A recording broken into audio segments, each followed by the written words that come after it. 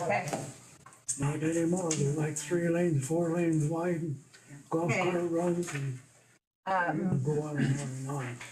Hello. All right, so I'm going to call the meeting to order of the Angola Planning Commission for May 11th. If I may have or welcome all guests. If you have not signed in, please do so. And just a reminder that the meeting is being recorded. So if I could have a roll call, please. Verl Carpenter, Yeah, present. Amanda Cope. Here. Josh is not here. Tina King. Present. Jack Branna. Here. Jen Sharkey. Here.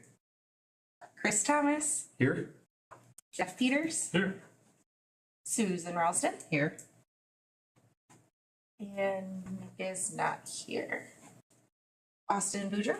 Here. Kim Schauf is here. And Ruth is in the audience, and I am here. And that is a quorum. Thank you. So you all would have received the minutes previous to the meeting. May I have a motion to approve the minutes or make any corrections? Sorry. So moved. Second. Thank you. And is there any old business? No, there's not. All right. All right, so we will move on to the new business. I believe we only have one item on the agenda today, so I will turn it over to you. All right. So we have project 2026 PC 05001. Is a rezone application. Applicant is Leroy Sterry from Sterry Builders. Owner is Sterry Builders. Location is North State Road 827. Current zoning is R2 medium density, R3 high density, and R4 multiple family residential. Hearing date is today, May 11th, 2026. Legal notice of the public hearing appeared in the Herald Republican on May 1st. 34 property owners within 300 feet of the project were sent notice on April 30th, 2026. Applicable code provisions, Title 18, Unified Development Ordinance, and Indiana Code Zoning Ordinance 3674-600 series. Is not within a floodplain, and staff recommendation is approval. The requested zoning map amendment is for Eastland Crossing Section 2. Property was originally rezoned from ag to the current mixed residential zoning in May 2019. With ordinance 1608-2019. The primary plat of Eastland Crossing Section 2 was recently amended at the April 13th, 2026 Plan Commission meeting. The primary plat amendment included a reconfiguration of lots, resulting in a discrepancy between the lot lines and the zoning district boundaries. Today, the developer is requesting a zoning map amendment to shift the internal zoning district boundaries to align with the new lot configuration. So, the applicable zoning code provisions, following uses are permitted by right in the zone districts listed. So all 3 of the districts are listed there. And then site photos, you've seen these before. It's the beacon aerial of the whole subdivision, section 1 and section 2. And then another view just from Google Maps.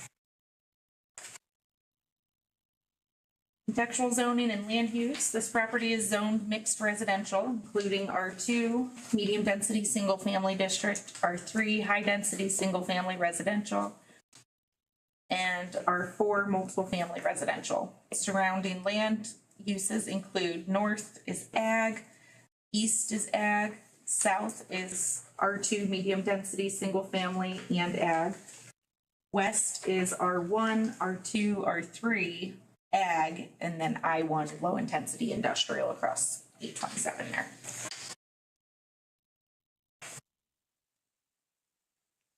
The comprehensive plan, City of Angola comprehensive plan update designates this area as medium density residential in the future land use map.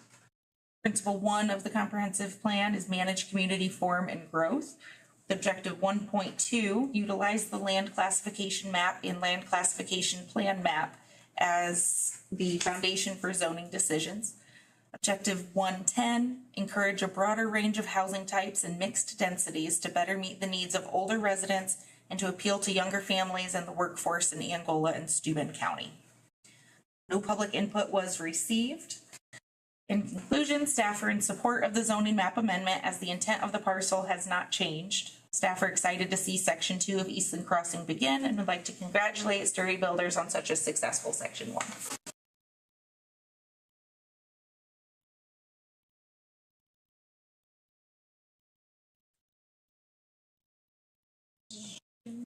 Yeah. So finding of facts is not applicable here, it says. No, we'll see if Okay. the board has any questions Okay. for staff. All right, first. let's, any questions from the board as to this request? Okay, hearing none. All right, is there anything that you would like to relay? No? I mean, pretty much what she read was, yeah, Is straightforward. okay, okay. All right, And then for rezones, we do not have findings of fact. They're not required for rezoning petitions. Indiana Code 3674, 602, 603, and 608 require the Plan Commission to pay reasonable regard to the following things. Today, we're just making a recommendation to council for the rezone. We're not approving or denying. We do have to open a public hearing and close it as well. Would you like to do that first before we do this part? do I just ask if there's any public input? Okay, is there any public input? Okay, seeing none, I'll close that portion of the meeting. Thank you. Okay. So requires the Plan Commission to pay reasonable regard to the following: the comprehensive plan, the current conditions and the character of current structures and uses in each district, the most desirable use for which the land in each district is adapted, the conservation of property values through the jurisdiction, and responsible development growth. So we will either send a positive recommendation, a negative recommendation, or no recommendation to the Common Council. Okay, so based on that, do I have a motion to do one of those three? Yes. I move that we send a positive recommendation to Common Council to make the zoning adjustments as presented. Second? Second. Okay, those in favor? Aye. Those opposed, thank you. Same? Favorable recommendation.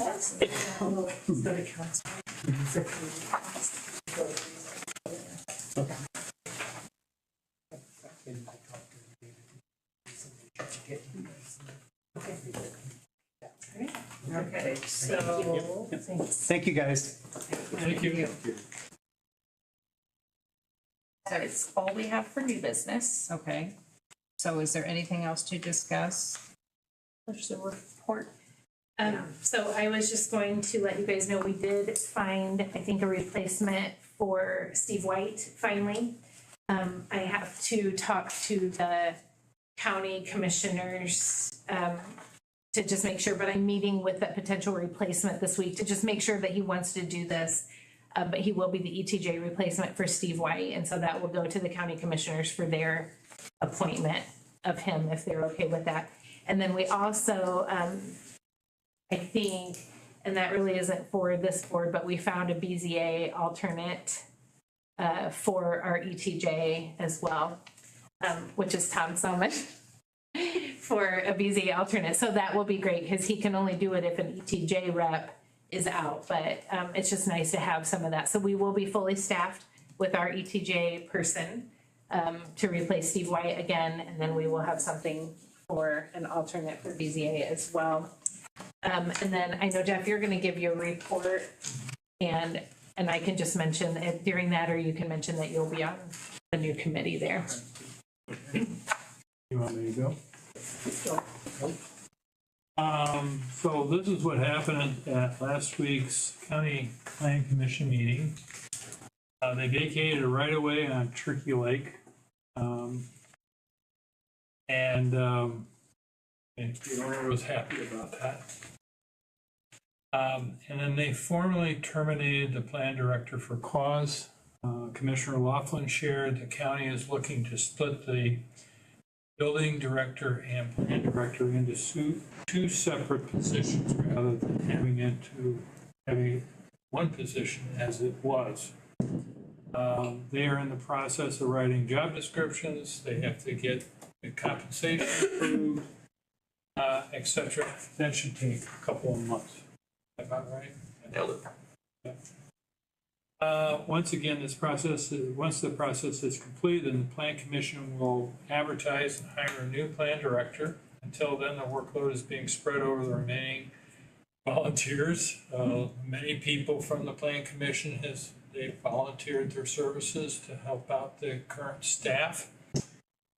Even Commissioner Laughlin has said that he was going to weigh in on that as well. So that's what happened. And I don't know if it's at this level, but at the county level, you have two different positions, the build director and plan director. They had combined it. I'm finding out that many counties have two separate positions. So they're trying to go back to what we may have had in the past.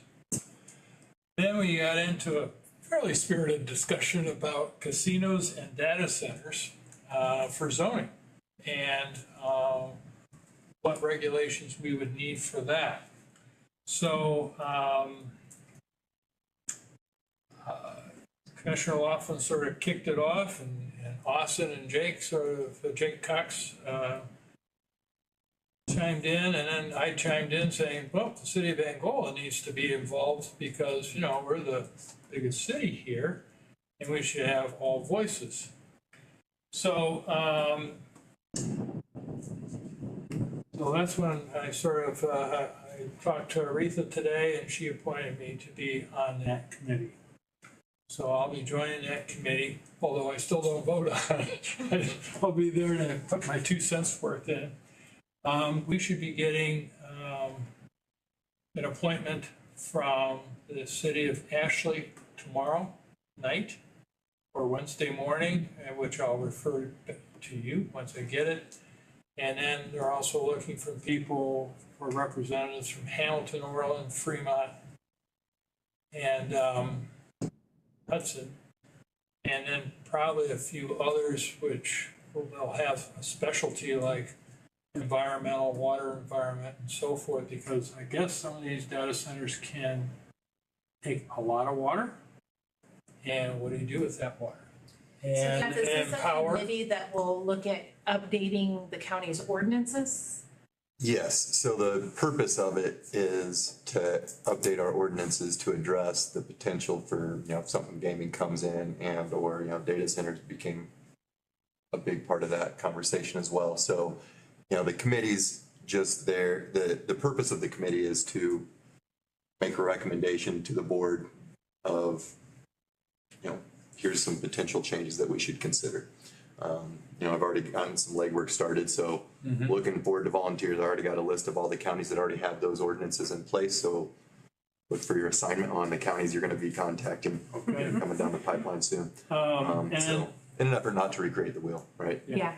And then I found out from Retha today that, we're looking to update our UDOs and a bunch of other regulations, so that should, County's idea is so we all are on the same page. right, exactly. And it'll all feed into the development of Steuben County, I positive. think that makes sense, and I told Jeff today because what we govern in the ETJ and that extraterritorial jurisdiction, the planning and zoning is what we govern in the county jurisdiction in that ETJ. But as we work and build our committee, and we're getting ready probably for our first committee meeting soon, is to look at data center stuff, just that information for us as well. And I think it's great that we'll have somebody on both that can say, hey, this is what we're doing, so we are on the same page a little bit. It only makes Yeah. sense, so, 100%. yeah. So that's about it. And I think Andy said he didn't know of any data centers looking at our county, but we know that there might be. That was his comment, yeah. Yeah, His comment. and, but he also said, yeah, a data center could be half the size of this room. And Well, his comment was there are already there are already some. data centers, to that regard here that, you just, most people don't think of the smaller, it's the bigger ones that are the concern that aren't yet addressed. Mm-hmm. And then I was reading an article yesterday, and it's some of the home builders like Pulte and some others are looking to put in data centers into homes, brand new homes. And I'm thinking, holy crap, that's something pretty interesting. So anyway, Well, and I think some of the original ones, what we've talked about with other city planners and county planners, as well as a lot of them were these huge buildings that utilized and pulled a lot of natural resources from these communities.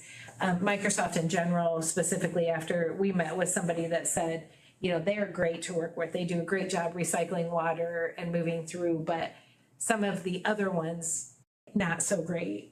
And what natural resources or what infrastructure are they draining in your community? It can happen. So I think a lot of communities are looking at just having some ordinances in place that, not to stop a development of one by any means, but just protect. I don't know if you guys remember how many years ago, Amanda, did Tom Summon do the water, like the aquifer study, and we looked at all of our. 3 years ago. Yeah, and that was a big deal for us to know where we sit with our aquifers, and we're in a good place. We're in a great place, but you do want to protect that, so it just makes sense. Just a question on that. I was able to sit in a data center presentation in Raleigh, North Carolina for our regional civil engineering meeting. And they were talking about alternative cooling mechanisms that are being utilized now, I guess, to help address some of these water challenges. Is that part of your committee study of looking at how these are I would think so. formulated? That and was what a part of the resources are being conversation. used? I mean, Okay. we're at the point of literally taking volunteers at this point, so there is no agenda other than on my plate of updating our ordinance I got you. to address them. So, yeah, I mean, it's gonna be our responsibility to figure those things out, and we started going down the rabbit hole last week of the alternative means. Everybody thinks that it's just Yeah. doesn't realize that a lot of them are closed loop, but then the challenges that are addressed with those, so. We would be more than happy to have your input. Thank you for volunteering, Jennifer. Right, so. Raise your right hand and repeat after me. Do I say anything or not? No, that's good, because it is a rapidly changing landscape at the moment. That was the big part of the comments is, staying ahead of Yeah. how rapidly it changes is something we need to address. Oh, good. Any further questions of Jeff? Nope. Okay. Anything else on the agenda? I don't believe so. That was everything. At that, I do believe we will adjourn.